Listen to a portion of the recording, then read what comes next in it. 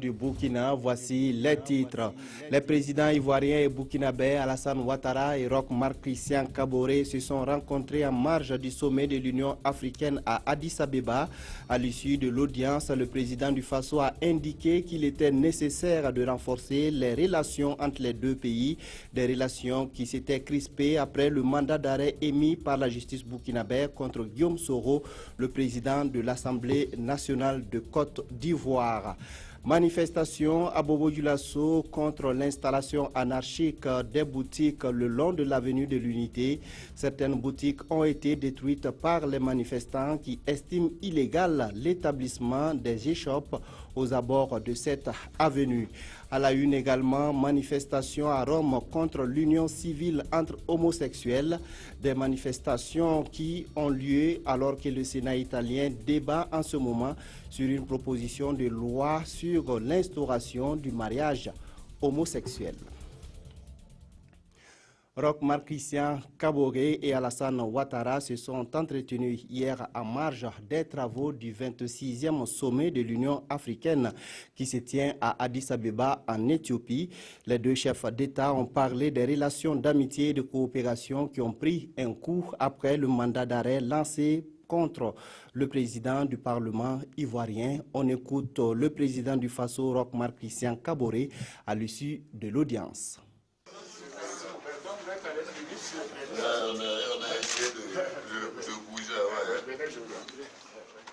Vous savez très bien que la participation à la session de l'Union africaine est toujours une occasion pour les chefs d'État de se rencontrer et d'échanger, je dirais, sur les voies et moyens de consolider les relations d'amitié et de fraternité qui existent entre la Côte d'Ivoire et le Burkina Faso.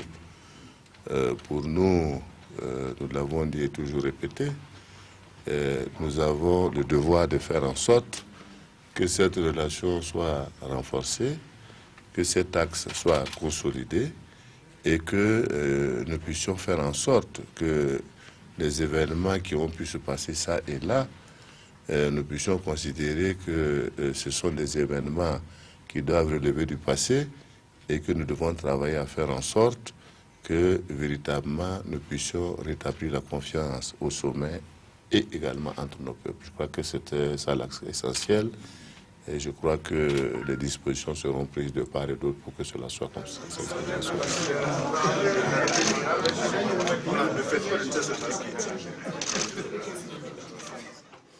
Et puis, sachez que c'est le président du Tchad, Idriss Déby Itno, qui assure désormais la présidence de l'Union africaine. Il a été officiellement désigné lors de la cérémonie d'ouverture du 26e sommet ce samedi 30 janvier.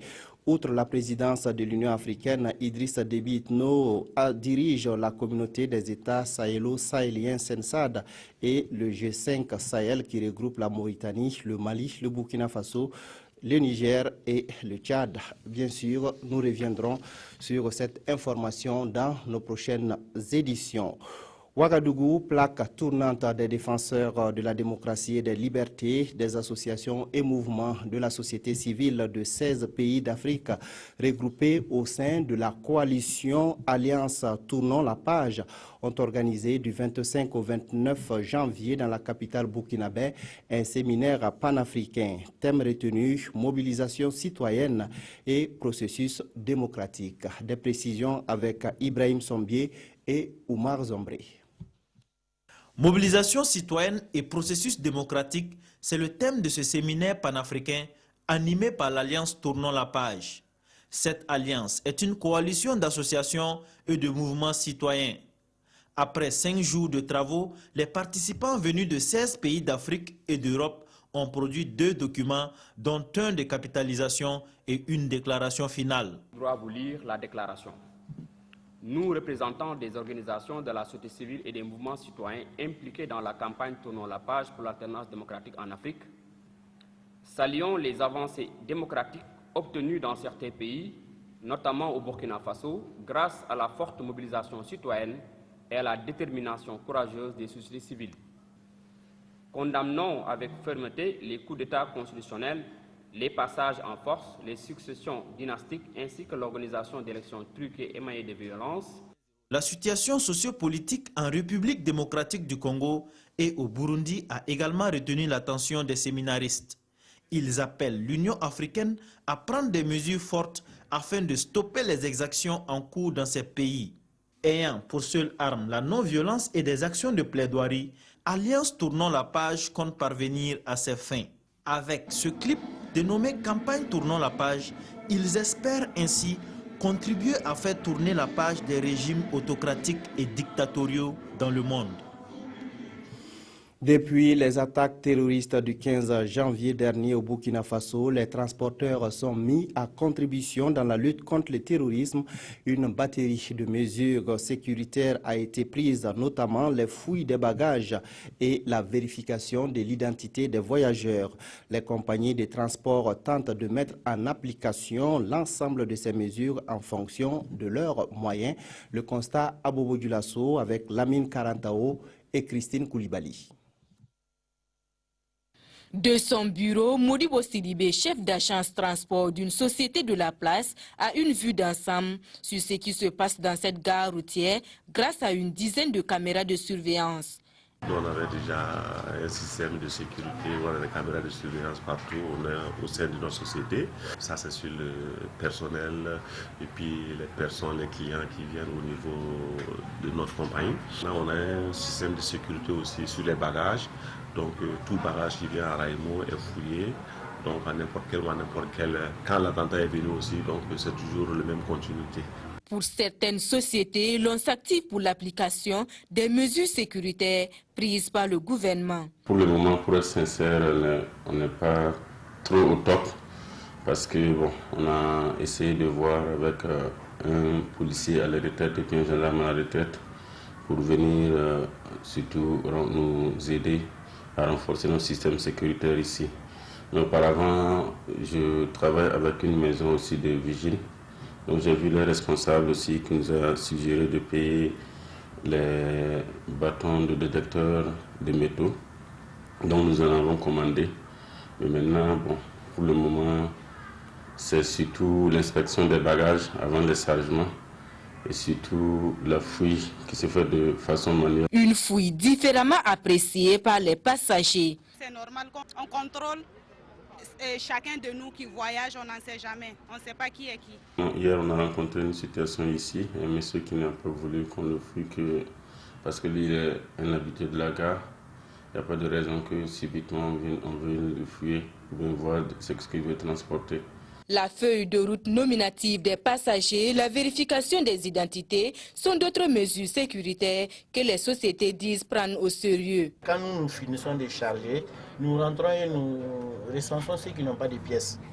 Nous demandons d'identifier, de décliner leur identité. On a un commissariat juste ici.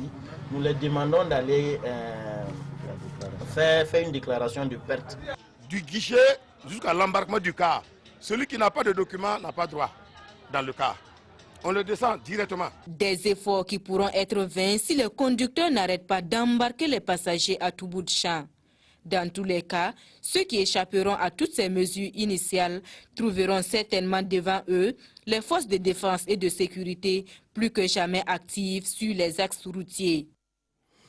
La sécurité des marchés fait désormais partie des priorités du SINACOMB, le syndicat national des commerçants du Burkina. Lors d'une conférence de presse tenue hier, il a insisté sur la mise en place des comités de veille dans les marchés. Les membres du syndicat ont aussi fait le point des incendies qui ont touché plusieurs marchés. Konsoum Koulibaly, Zalissa Sanfo. Panique. C'est l'état d'esprit des commerçants dans les différents marchés. Une affirmation du secrétaire général du SINACOMB, le syndicat national des commerçants du Burkina. Un état d'esprit né des incendies à répétition dans les marchés. Et à cette conférence de presse, le syndicat a dit toute sa volonté de créer un environnement serein pour ses membres.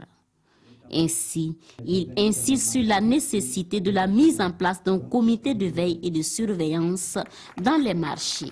Afin de trouver une solution à l'organisation du secteur du commerce et lutter contre l'incivisme, Le SINACOMBE a mis en place des bureaux dans les arrondissements, des riverains et les marchés et yards. Leur rôle est de veiller à l'application des tests en vigueur entrant dans le cadre de la réforme du commerce et veiller sur les intérêts des commerçants. Et les journalistes de s'inquiéter sur d'éventuelles dérives que pourraient occasionner ces comités-là. Roch Nagalo de les rassurer que des concertations sont en cours pour former ces derniers. Certains aussi pensent que l'anarchie qui règne dans ces marchés pourrait être source d'incendie. Le SINACOMBE ne nie pas ce fait. Et il dit être à pied d'œuvre pour sensibiliser et mieux professionnaliser ses membres. Des organisations de la société civile burkinabé s'imprègnent des règles de droit international humanitaire. La formation est initiée par le ministère en charge de la justice et le comité interministériel des droits et du droit humanitaire. Elle vise à doter les organisations de la société civile de compétences nécessaires pour aider les populations en cas de conflit ou de catastrophe. Paul David Bambara, Ramatouzida. En cas de conflit armé, les victimes sont le plus souvent les populations civiles. Face à ce constat, le ministère de la Justice, des Droits humains et de la Promotion civique vulgarise les règles de droit international avec les populations. Il s'agit pour le département de donner aux organisations de la société civile du plateau central les rudiments nécessaires pour qu'en cas de catastrophe, elles puissent servir de moyen de secours pour les populations. Déjà, il faut faire connaître ce que c'est que le droit international humanitaire, qui est très loin de ce que nous voyons couramment, l'action humanitaire que mène la Croix-Rouge. Ensuite, il n'y a qu'au niveau national, à la faveur de nos engagements, il est mis en place une structure qui s'occupe de la diffusion et du suivi du droit international humanitaire. Enfin, et pour l'essentiel, nous avons pensé qu'il était très bien que nous disons à ces participants, en tant qu'organisation de la société civile, qui peuvent être des relais, quel doit être leur rôle en cas de situation de besoin. Cette formation fait suite à une tournée entamée depuis 3 ans dans les différentes régions du pays pour informer et sensibiliser les OSC. Elles ont une mission de surveillance et se doivent d'identifier les catégories de population à protéger, l'étendue de la protection et les accompagner après le conflit vers l'indemnisation, la réparation, mais aussi la résilience. Chaude matinée à Bobo-Dioulasso, des organisations de la société civile ont manifesté contre l'installation des boutiques le long de l'avenue de l'Unité. Selon elles, l'implantation des commerces aux abords de cette avenue est illégale. Ils comptent ainsi interpeller les autorités municipales sur la question. Hassan Gouragou, Momoni Baro. Une fois de plus, les OSC dites spécifiques ont manifesté leur mécontentement sur l'avenue de l'Unité. La raison principale évoquée ici, c'est le refus des autorités communales d'interdire l'implantation de boutiques de rue sur cette voie. La première fois que nous avons eu vent de cette installation, c'était sur interpellation des riverains et des usagers de cette voie. Déjà avec les véhicules lourds qui rentrent dans la cour de la douane, il y a des blocages de circulation, souvent suivis d'accidents. Nous avons adressé une correspondance au président de la délégation spéciale, qui nous a envoyé auprès des services techniques municipaux. C'est là-bas que nous avons eu la dénomination même de cette voie, qui est une voie de cortège. Donc de là, nous avons dit aux services techniques municipaux, si c'est une voie de cortège, il n'y a pas de raison que quelqu'un s'y installe. En plus de ces voies, ces boutiques de rue sont situées juste derrière le Centre Muraz, une institution de référence en matière de recherche biomédicale. Nous avons voulu d'un état de droit. Nous ne voulons pas encore être les premiers dans la rue. Donc nous avons entamé d'autres démarches en approchant le Centre Muraz pour savoir, mais est-ce qu'en temps, ce n'est pas eux qui ont donné l'autorisation, puisque c'est l'argument que le PDS avance toujours. Le Centre Muraz nous a démontré que ces installations les dérangeaient. Espérons que les autorités compétentes de la place vont prendre à bras le corps cette situation qui dure depuis plusieurs mois. Plusieurs modifications et innovations ont été introduites dans la loi de finances pour l'exécution du budget de l'État-gestion 2016. Le cabinet Afrique juridique et fiscale Conseil a fait écho des implications fiscales de cette modification aux contribuables à travers une rencontre d'information. Moussa Ouedraogo, Estelle Judith Assokba. La loi de finances connaît depuis le 1er janvier 2016 des modifications. Au nombre de celles-ci, la possibilité offerte aux contribuables de faire des déclarations fiscales par des procédés électroniques et la soumission à l'impôt unique sur le traitement des indemnités parlementaires. Il est question à cette rencontre d'informer le contribuable sur ces différentes innovations. Ce qui revient en réalité remettre une justice sociale. En ce sens que si les petits revenus, dits revenus de subsistance, peuvent être imposés à une retenue à la source de 25%, il est quand même normal que dans ce dit état de droit, que des indemnités parlementaires soient imposées à l'UTS au même titre que tous les salaires du secteur privé et du secteur public. À ces innovations s'ajoutent les mesures nouvelles. Une mesure nouvelle qui vise à faciliter les opérations de mutation de propriété ou d'usufruit de droits immobiliers, de biens immobiliers, et qui était antérieurement assujetti à un droit proportionnel de 8%. Et la loi de finances gestion 2016 a institué un forfait. Donc de 300 000 francs pour les communes de Ouagadougou et de Bobo-Dioulasso pour les terrains nus et de 500 000 francs pour ces mêmes communes pour les terrains bâtis. C'est l'administration fiscale qui se charge de l'exécution de cette loi. Le cabinet Afrique juridique et fiscale Conseil, lui, apporte ainsi sa contribution dans la mise en œuvre pratique de ces différentes modifications. Identifier les mots qui minent l'épanouissement des jeunes et formuler des propositions pour la prise en compte des aspirations de cette frange de la population et surtout en matière de formation professionnelle et d'emploi, ce sont là les enjeux majeurs de la conférence nationale de la jeunesse qui a débuté ce matin à Ouagadougou. Issa Kafando et Nyarkiteda. C'est une conférence placée sous un double signe. Relever les enjeux des secteurs de la jeunesse, de la formation professionnelle et de l'emploi, et ensuite définir les défis pour assurer une promotion des 10 secteurs. Les participants à la rencontre de Ouagadougou se doivent alors d'analyser sereinement les actions en phase avec le cadre institutionnel et organisationnel actuel du département en charge de la jeunesse, de la formation et de l'insertion sociale. C'est conscient de ce que nous devons pouvoir réaliser ensemble comme résultat, qu'il faut que les professionnels se retrouvent et qu'ils réfléchissent sur ce thème et dégagent ensemble les stratégies qui conviennent. L'initiative est des professionnels de la jeunesse, de l'emploi et de la formation avec pour objectif s'unir pour un but, être l'avant-garde des solutions aux problèmes des jeunes. Nous avons 3 cellules techniques.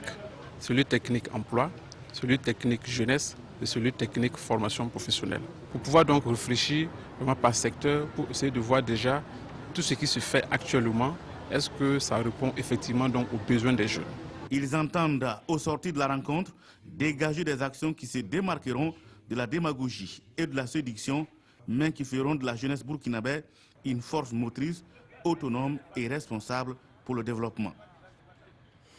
Et puis cette information, un gendarme de l'unité spéciale de gendarmerie amputé d'un pied, il faisait partie de la première équipe sur les lieux de l'attaque du 15 janvier et avait pris des balles au tibia après des échanges de tirs avec les terroristes autour de 20h50. C'est une information de la direction de la communication de la gendarmerie nationale. La suite du journal.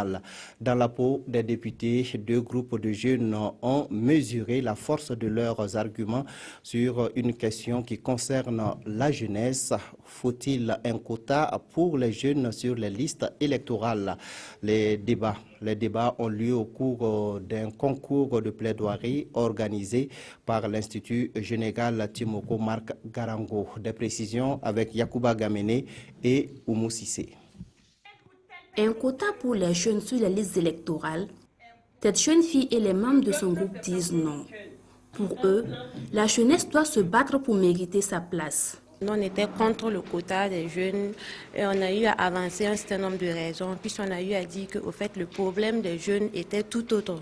On devait d'abord solidifier la base avant de parler de quelque chose. Puis si la base était solidifiée, c'est sûr qu'on n'aurait pas besoin de quotas. Les jeunes eux-mêmes allaient aller vers la chose politique. Cela se passe au concours de plaidoirie sur les droits des jeunes au Burkina Faso. Une occasion pour ces jeunes de défendre leur place dans la dignité afin d'être de véritables acteurs de changement et non un instrument de politicien. Les avis sont partagés, notamment la question du quota. Et vous avez vu que les équipes qui ont plaidé ont en général désapprouvé cette option, ont plutôt mis l'accent sur le renforcement des capacités des jeunes, l'engagement des jeunes comme instrument pour leur permettre d'être véritablement des acteurs de premier plan dans la gouvernance politique. Ce concours de plaidoirie sur les droits des jeunes au Burkina Faso est l'initiative de l'Institut général Tiemoko Marc Garango pour la gouvernance et le développement, IGD, en collaboration avec la Fondation internationale du Parti du Centre suédois. Une étude sur l'analyse du genre des élections législatives du 25 novembre 2015 a été réalisée. Le Conseil des femmes du Burkina a présenté les résultats de l'étude hier vendredi à la presse. Des détails avec Daouda Ouattara et Kadi Sanogo. Cette conférence de presse fait suite à un atelier de restitution d'une étude sur l'analyse genre des élections législatives du 29 novembre 2015. Initié par le Conseil des femmes du Burkina, l'objectif visé par cette rencontre est d'échanger avec les hommes des médias afin qu'ils puissent vulgariser le contenu de ce document. Une étude qui veut promouvoir les droits politiques des femmes et sa participation citoyenne à la gouvernance. Toute l'importance pour nous de cette conférence, c'est vraiment d'échanger à bâton rompu avec la presse. Et parce que c'est un cri de cœur, nous voulons vous avoir, vous en tant que presse, là, avec nous, les femmes. Parce que le problème majeur, c'est que soit la femme n'est pas bien comprise, soit il y a une faible volonté politique de nos décideurs à l'accompagner, ou bien c'est une mauvaise volonté. C'est entre les trois. Mais une chose est sûre, les femmes, je vous rassure qu'elles sont déterminées et elles sont vraiment sur le terrain, elles sont en politique. Parce que vous avez eu la chance d'observer les meetings et autres, tout ça, les femmes sont là. Pour nous, il est important de s'organiser pour mieux affronter les élections municipales qui viennent. Le Conseil des femmes du Burkina CFB a vu le jour en 2014. Il a pour mission, entre autres, de veiller à la promotion des femmes en politique. Par conséquent, il s'est engagé à suivre l'évolution et l'organisation des élections législatives de novembre 2015. L'expérience de la CIL, la Commission de l'informatique et des libertés, intéresse le Bénin. Une délégation de la Commission nationale de l'informatique et des libertés du Bénin a séjourné au Faso pour s'inspirer du chemin déjà parcouru par la CIL. Les échanges entre les deux structures ont abouti à la signature d'une convention de partenariat. Mokhtar Ouedraogo, Mounira Kiri. La Commission nationale de l'informatique et des libertés du Bénin, CENIL, à l'école de la Commission de l'informatique et des libertés du Burkina, CIL. Une expérience qu'elle juge enrichissante au regard de l'ancienneté de la CIL en tant qu'autorité de protection des données à caractère personnel. Nous sommes imprégnés de l'expérience de la CIL du Burkina Faso et nous repartons d'ici très enrichis. Nous repartons d'ici avec beaucoup d'ambition. La CIL est notre devancière et nous voudrions faire comme elle et aller même au-delà. La protection des données à caractère personnel se fait au-delà des frontières du Burkina, a souligné la présidente de la CIL. C'est pourquoi un partenariat a été signé avec le Bénin à l'issue des échanges. Nous avons signé une convention de partenariat pour pouvoir échanger les bonnes pratiques en matière de protection des données et relativement au contrôle que nous avons à effectuer, relativement aux plaintes que nous avons à gérer et relativement à notre fonctionnement. La Commission de l'informatique et des libertés a été créée en 2004. Avant le Bénin, des pays comme le Mali, le Sénégal, le Gabon, le Niger et le Tchad sont déjà venus partager avec elles leurs expériences en matière de protection des données à caractère personnel. Dans le cadre de ces journées portes ouvertes, Radio Burkina a organisé hier vendredi une conférence publique sur le thème « La RTB Radio, hier, aujourd'hui et demain ». Animée par Baba Ama, la conférence a permis de retracer l'histoire de la radio nationale créée en 1959. Ibrahim Sombier, Bouma Ernest Nebier. Animée par Baba Ama, cette conférence qui a pour thème RTV Radio hier, aujourd'hui et demain a permis aux participants de se rendre compte de l'évolution de ce médium depuis sa création à nos jours. La RTB Radio a de beaux jours devant elle. Je pense qu'il lui suffira de capitaliser son expérience, de capitaliser son fort potentiel en matière de réseau. Il s'agirait également de mettre à profit son personnel, qui est quantitativement appréciable et également professionnellement qualifié pour le faire. Pour les anciens, cette radio qui demeure incontournable a fait des merveilles dans le temps.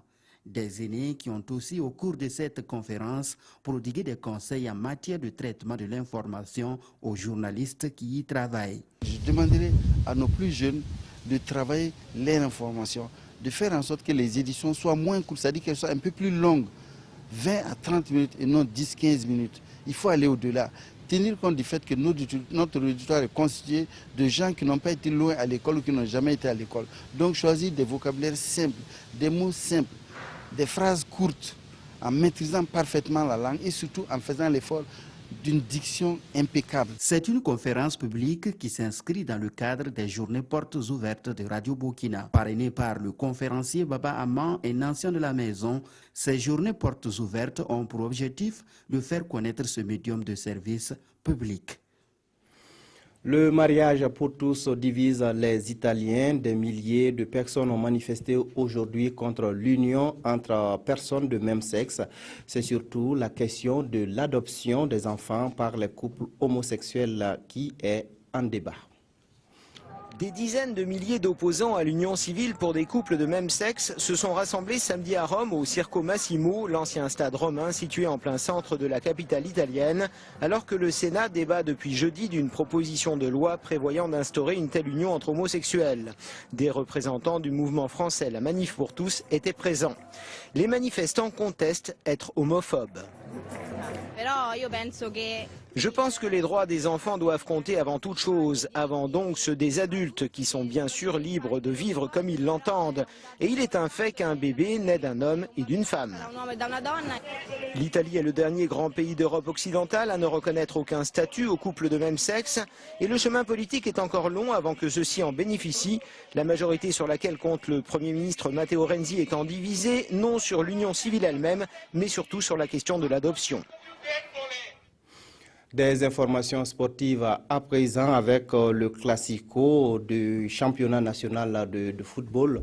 L'ASFA Yenega était opposé ce soir à l'EFO. Lassina Savadoro, vous étiez au stade du 4 août. Alors, qu'est-ce qu'on peut retenir de ce match? Aboubakar Sagnon, bonsoir. On peut retenir que l'ASFA Yenega et le TFNOA se sont séparés 2-2, 0 but partout entre ces deux clubs légendaires du football burkinabé. Un petit match que vous avez pu suivre sans doute sur les antennes de la radiodiffusion télévision du Burkina. On s'attendait à un match beaucoup plus enlevé, comme des classicos d'il y a quelques années. Malheureusement, Aboubakar Sagnon, c'est deux petites équipes. À l'ASFA Yenega, il y avait 5 absents qui ont manqué à l'effectif de Isaac Akoué. Du côté du TFNOA, il y avait Suleiman Konda qui n'était pas là. On peut retenir aussi qu'il y a eu un fait de jeu très important. À la 27e minute, l'EFO a bénéficié d'un penalty qui a été raté par Rahim Salam Kagambega. C'était peut-être le tournant de la rencontre et l'étoilé donc a raté ce penalty. Résultat des courses, 0 but partout. Les deux camps de supporters donc pourront tranquillement dormir parce que personne